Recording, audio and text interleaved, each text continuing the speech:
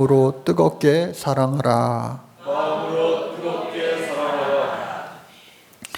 여러분들 성경 많이 보십니까? 요즘에 홀로 있는 시간이 이전보다는 조금씩은 더 늘어났을 겁니다. 이럴 때일수록 여러분들 성경 더 많이 보시고 가까이 할 수 있기를 바랍니다. 성경책을 보는 것도 좋고 요즘에는 핸드폰, 스마트폰 어플도 많이 있습니다. 성우들이 이렇게 읽어주는 성경도 있고요. 그래서 여러 가지 다양한 방법으로 우리가 말씀을 가까이 할 수 있는 그런 좋은 환경이 어쩌면 되었는지도 몰라요. 그래서 이러한 때에 말씀을 더욱더 사모하고 가까이 하여 말씀의 능력이 우리 모두에게 임할 수 있기를 간절히 바랍니다.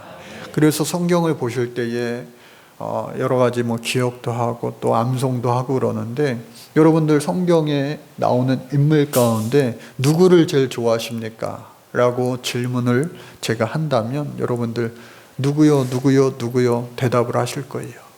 그런데 아마도 하나님이요, 예수님이요, 성령님이요, 그러니까 성삼위일체 하나님을 이야기하시는 분들이 많이 있을 거예요. 당연하죠. 그런데 제가 질문을 조금 바꿔보겠어요. 성경에 나오는 인물 가운데, 사람 가운데 누구를 제일 좋아하십니까? 라고 묻는다면 유명한 사람들 이름이 많이 나올 거예요. 그리고 내가 정말 이러한 이유에서 나는 이 사람을 정말 좋아합니다. 어쩌면 그 인물이 참 나 같고, 어쩌면 그 인물이 내가 본받을 만하고, 어떻게 감탄이 나올 수 있을 정도로 저렇게 살 수 있을까 하는 많은 인물들이 있을 거예요. 정말로 이 성경에는요, 수많은 사람들이 등장하게 됩니다.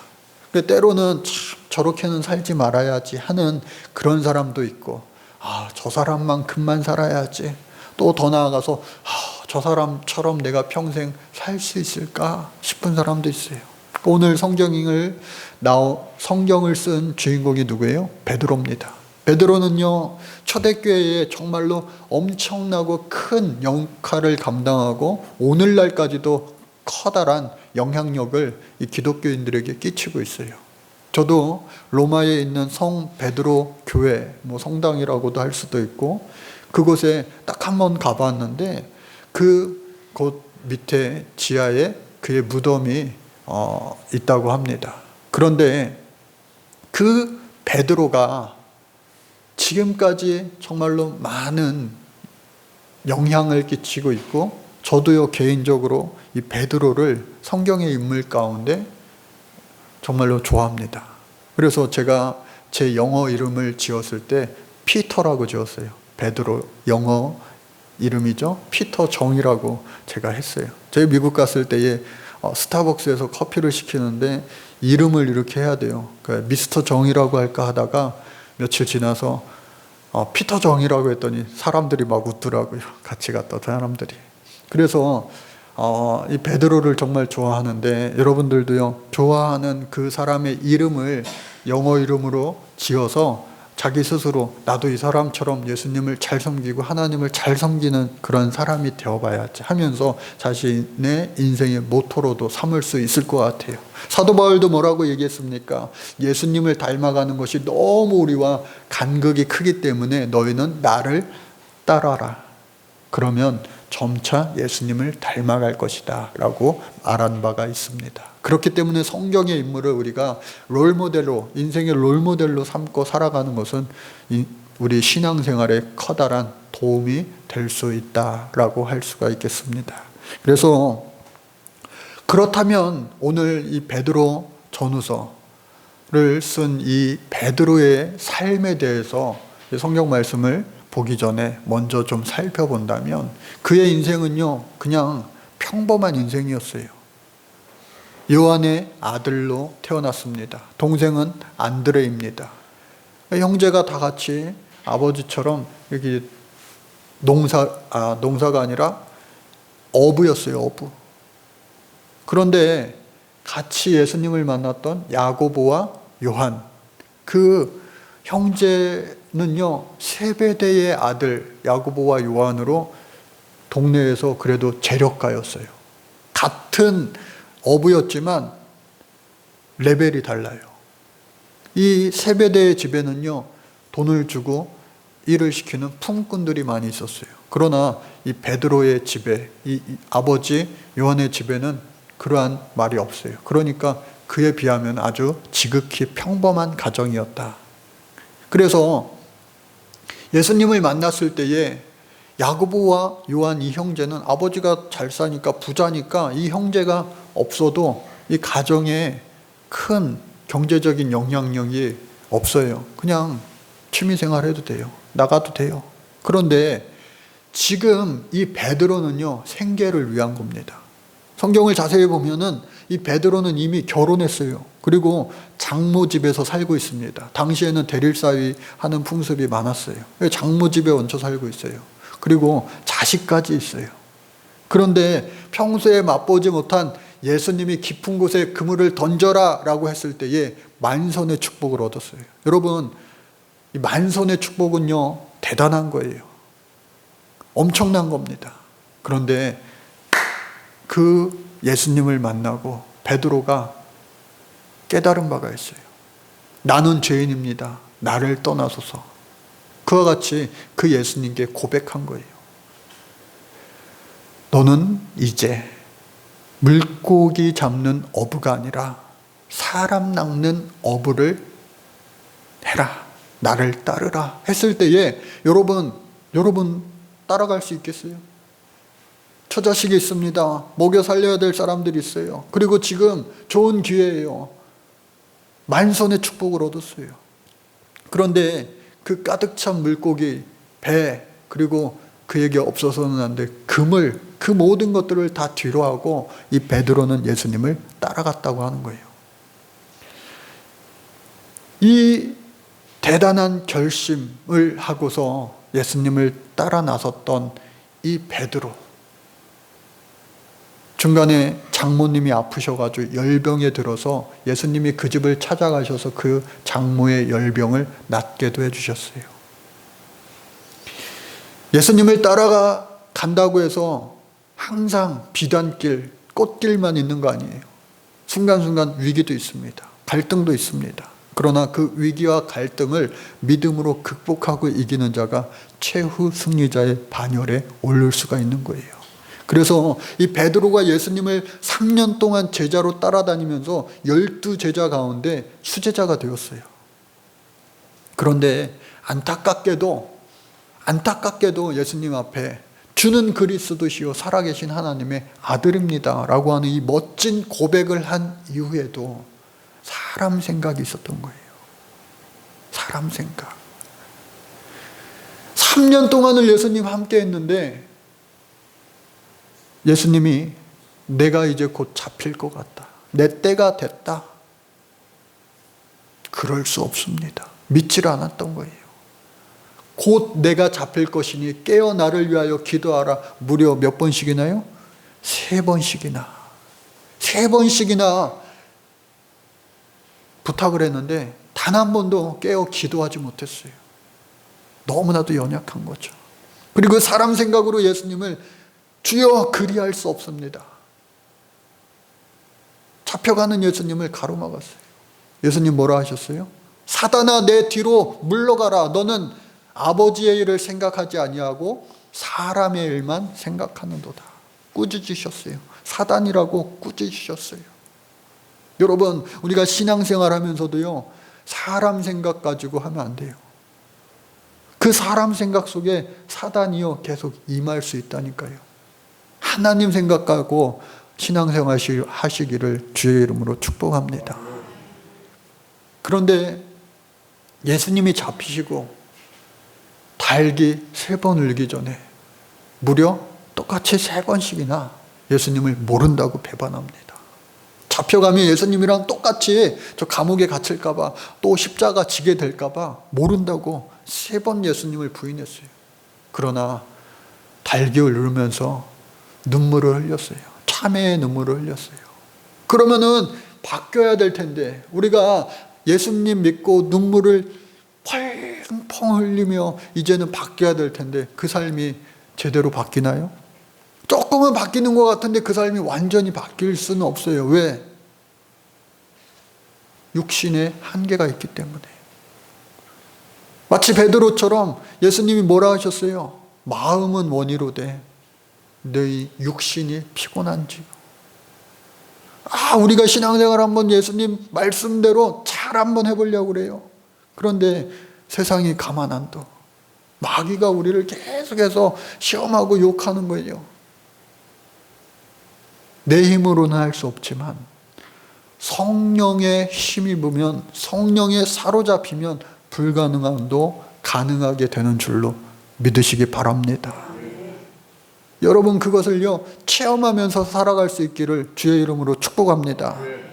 마가의 다락방에서 예수님이 이제 떠나가시고 40일 동안 현존하시고 저 부활하신 이후에 승천하시고 우리를 고아와 같이 내버려 두지 않기 위하여 성령을 주셨어요.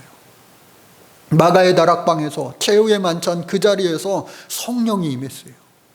성령을 받으니까 이제 베드로가요 옛날 베드로가 아니에요. 3년 동안 예수님이랑 함께 했을 때도 긴가민가 헷갈렸던 이 베드로가 성령의 충만함을 입으니까 달라졌어요. 할렐루야. 성전 미문 앞에 앉아있던 안진뱅이를 향하여 담대하게 선포합니다. 은과 금은 내게 없거니와 나사렛 예수 그리스도의 이름으로 명하노니 일어나 걸으라! 선포했어요. 그 선포에 성령이 함께 하시니까 놀랍도록 기적이 일어났어요. 표적이 임했어요.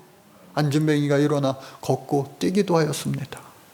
그리고 그 이후에도 이 베드로는요 죽은 나비다 돌아가라고 하는 이 여인을 살리기도 했어요. 죽은 사람도 어떻게 해요? 다시 살리는 놀라운 표적을 행하였어요. 너뿐만 아니라 그에게도 고난이 닥쳐왔습니다. 우리가 잘 아는 것처럼 베드로는요 예수님처럼 십자가에 달려 죽는데 뭐라고 했어요? 나는 예수님과 같이 똑같이 십자가에 달려 죽을 수 없습니다. 나 같은 사람이 어떻게 예수님처럼 똑같이 십자가에 달려 죽습니까? 십자가에 거꾸로 매달려 죽었다고 합니다. 감옥에 갇혀도요 풀려났어요. 왜? 아직 사명이 남았으니까. 그러나 그의 사명을 다했을 때 결국 그는 순교하는 축복을 누릴 수 있었습니다. 오늘 이 베드로 전서를 쓴 그 곳은 어디냐? 바로 그가 잠들어 있는 로마에서요. 당시에 로마에 많은 사람들이 있었기 때문에 많은 사람들에게 복음을 전하기 위하여 이 베드로도 로마에 갔고요. 또 사도 바울도 로마에서 복음을 전하다가 감옥에 갇히고 순교당했어요. 수많은 하나님의 사도들이 그곳에서 죽었는데 이 베드로 역시도 그 로마에서 복음을 전합니다. 근데 황제가 로마 황제가 되고 나서 당시에 로마 시내에 불 지르는 사람들이 있었어요. 방화가 많이 일어났는데 그 방화범을 찾을 수가 없는 거예요. 오늘날처럼 CCTV가 없으니까. 그러니까 그 방화범을 찾지 못하니까 기독교인들에게 그 방화범의 누명을 씌워서 합법적으로 기독교인들을 이제 핍박하고 탄압하기 시작합니다. 왜? 평소에도 황제에게 절 안 하고 자기네들은 예수님만 믿고 산다니까 말도 안 듣는 그 기독교인들이 아주 그냥 잘 된 거예요. 그래서 희생양이 되어서 그 기독교인들이 엄청난 핍박이 로마에 시작이 될 때에 로마 이외의 다른 로마 제국들, 오늘 베드로전서에 나왔던 이 5개 지역에 흩어져 있는 그 예수 믿는 사람들에게 베드로가 편지한 거예요. 그 편지의 1장의 내용은 뭐냐? 산소망을 가져라. 우리가 이 땅에서 사는 것이 다가 아니라 우리는 나그네와 같은 아주 짧은 인생을 이 세상에서 살아가는데 예수님 계신 저 하늘나라, 하나님 계신 저 하늘나라, 저 천국에 갈 수 있는 산소망을 우리는 가지고 살아야 된다. 베드로도요 성령 충만함을 받기 이전에는 저와 여러분들처럼 죽을까 봐 걱정하는 사람이었어요. 다칠까 봐 걱정하는 사람이었어요. 빼앗길까 봐 걱정하는 사람이었어요. 그러나 성령의 충만함을 받으니까 천국이 내 눈앞에 보이니까 이 세상의 모든 것들은요, 이제 저 천국과 비교가 되지 않는 거예요. 천국이 있는데 이 세상 것이 너무나도 천국에 비교했을 때 아무것도 아닌 걸로 느껴진 거예요. 그러니까 천국을 준비하는 삶을 이 땅에서 베드로는 살아갈 수가 있었던 거예요. 여러분, 이 세상의 모든 것들 욕심 부리면서 이 세상이 다인 것처럼 아등바등 살아봤자 결국엔 마지막에는 빈손 들고 가는 거예요. 빈손 들고 누구나 마지막 앞에 하나님 앞에 섰을 때에 잘한 사람은 잘했다 칭찬받고 상급이 있고, 또 잘못한 사람은 악하고 게으른 종이라 여김을 받고 슬피 울며 이를 가는 곳으로 갈 수밖에 없는 거예요. 여러분, 그 사실을 우리가 머리로만 아니까 그것이 언제 올까, 나한테는 진짜 임할까 하는 의심까지도 들기도 하고, 그러나 그것이 진짜로 믿어지는 산소망을 가짐으로 말미암아 이 세상이 그래 다가 아니야, 저 천국의 영원한 하늘나라에 준비할 수 있는 그러한 멋진 하나님 앞에 인정받는 이 땅에서의 삶이 될 수 있기를 주의 이름으로 간절히 축복합니다. 그래서 그 산소망을 가지고 가니까 믿음이 생기는 거예요. 천국에 들어갈 그 희망이 생기는 거예요. 이 세상에 당하는 고난, 환난은요, 베드로는 뭐라고 해요? 잠시뿐이다. 우리가 이 세상에서 살아봤자 100년이잖아요. 예? 100년. 그 100년밖에 살지 못하는 그 짧은 인생인데 영혼에 비하면 얼마나 분통만도 못합니까? 그래서 믿음으로 우리가 당하는 고난, 환난, 시험, 유혹, 그 모든 것들을요, 여러분들 이길 수 있기를 간절히 바랍니다. 내 힘으로는 못 이겨요. 고난 앞에, 환난 앞에, 유혹 앞에, 시련 앞에 넘어지고 쓰러질 수밖에 없어요. 우리는 왜? 연약한 존재니까, 베드로처럼. 그러나 성령의 충만함을 힘입을 때 우리는 이기게 될 줄로 믿습니다. 그래서 우리가 성령을 구해야 되는 거예요. 믿음으로. 마지막으로 세 번째는 뭐냐? 거룩한 자가 되어서 서로 사랑하라. 오늘 말씀 제목처럼 마음으로 뜨겁게 사랑하라. 이 베드로가 예수님이 하신 말씀 가운데 가장 중요한 그 말씀을 또 던지고 있는 거예요. 하나님을 사랑하고 내 이웃을 내 몸과 같이 사랑하라. 그 예수님의 핵심 메시지를 어렵고 힘든 가운데서도 사랑하라. 고난과 환난과 핍박 닥치는 그러한 광야와 같은 인생길 가운데 선한 사마리아인의 이웃이 되어라. 그러니까 우리가 7가지 기도하는 기도 제목 가운데서도 선한 이웃이 되게 하옵소서 기도하잖아요. 그래서 오늘 성경 말씀을 이렇게 준비하면서 보니까 또 한 사람이 제가 생각이 났어요. 바로 다윗이라고 하는 사람인데, 다윗이 여러 사람을 만났는데 다윗이 만났던 사람들 가운데 한 사람이 있는데 아브넬이라고 하는 사람입니다. 원래 다윗은요, 골리앗을 죽이고 나서 사울 왕의 사위가 되었어요. 이제는 정말 복된 인생이 시작될 줄만 알았어요. 그런데 이 사울 왕이요, 약간 정신적으로 이상한 사람이에요. 그러니까 자기 사위한테도 권력을 나눠주기 싫어서 창으로 그를 죽이려고도 했어요. 실제로 죽이려고도 했어요. 그래 목숨을 건지기 위하여 다윗이 도망갔습니다. 그 도망가서 숨어 지낸 시간이 무려 7년이에요. 7년. 가만 놔두지 않고 광야 한가운데로 아둘람 굴로 해서 샅샅이 사람들을 보내 직접 가기도 하고 하면서 어떻게 해요? 다윗을 죽이려고 하는 거예요. 그런데 그 시절에 이 사울 왕의 군대 장관, 총사령관이었던 사람이 바로 아브넬이에요. 아브넬. 아브넬은요, 이 사울 왕과 친척관계, 사촌, 숙부예요. 숙부의 아들. 그래서 이 아브넬이 왕된 사울 왕을 잘 보좌해야 되잖아요. 경호실장 역할도 하니까. 다윗을 잡으러 갔을 때에 사울 왕이 잠자고 있는데 다윗이 그 창을 가지고 오고 할 만큼 경호에 구멍이 뚫렸어요.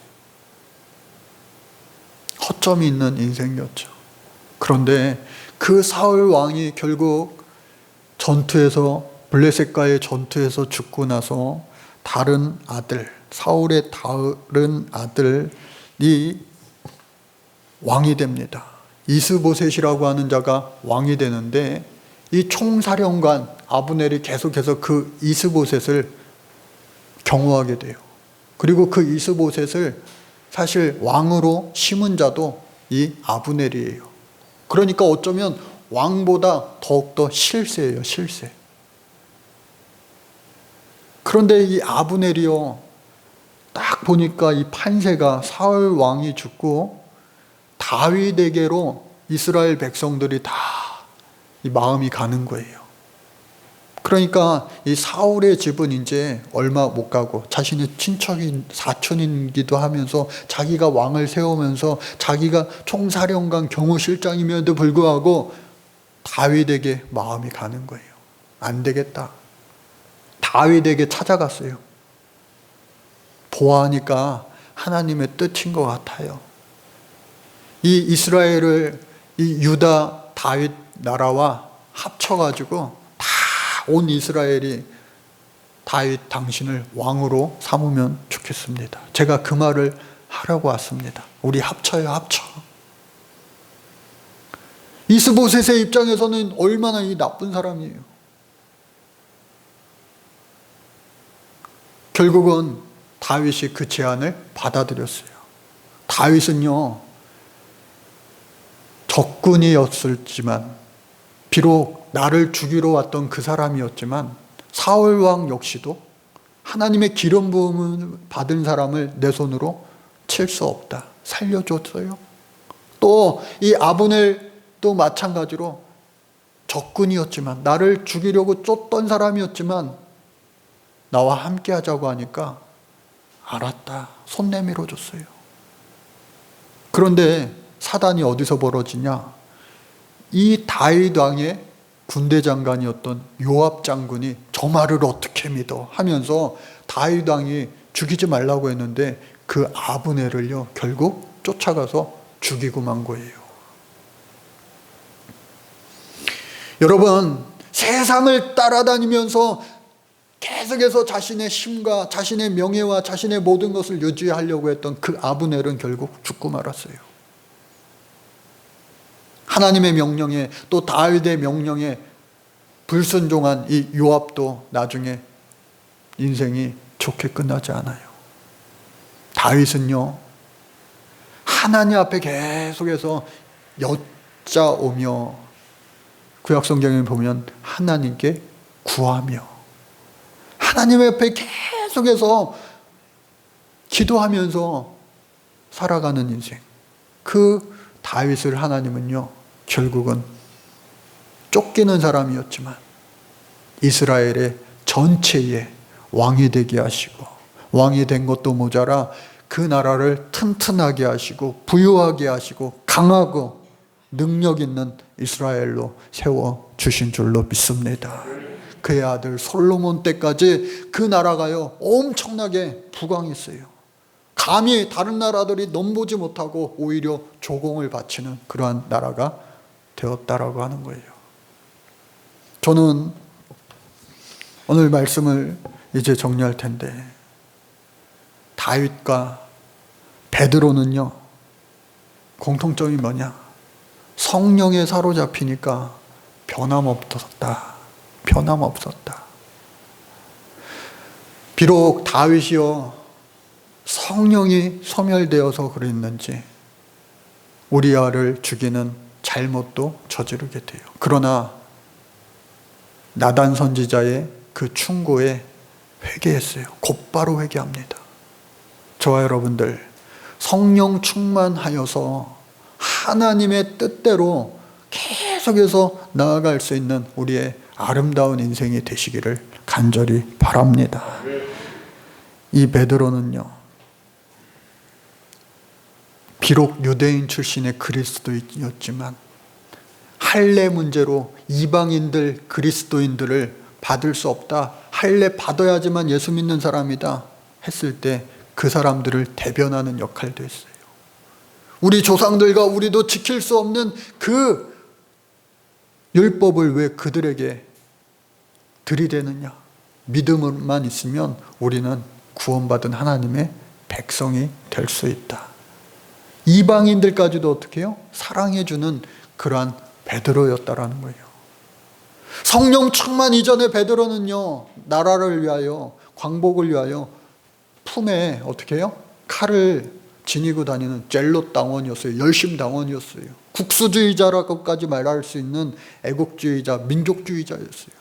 그러나 성령의 충만함을 입고 나서는 유대인들 뿐만 아니라 이방인들을 위하여 목숨을 걸고 복음을 전하는 진짜 하나님의 사람이 되었다라고 하는 겁니다.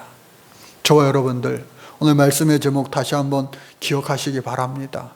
마음으로 뜨겁게 사랑하는데 그 대상이요, 온 유대와 사마리아와 땅끝까지 이르러 그 지경이 넓어질 수 있는 우리 교회와 속한 모든 사랑하는 성도님들의 삶이 되어질 수 있기를 주의 이름으로 간절히 축복합니다. 하나님 감사합니다. 저희들 이 땅에서 평생 살면서 마음을 뜨겁게 예수님처럼 영혼은 사랑하는 마음으로 그 영혼을 구원해 내는 구원 방주의 역할을 감당할 수 있는 주인공 되게 하여 주옵소서. 예수님의 이름으로 간절히 기도드립니다. 아멘.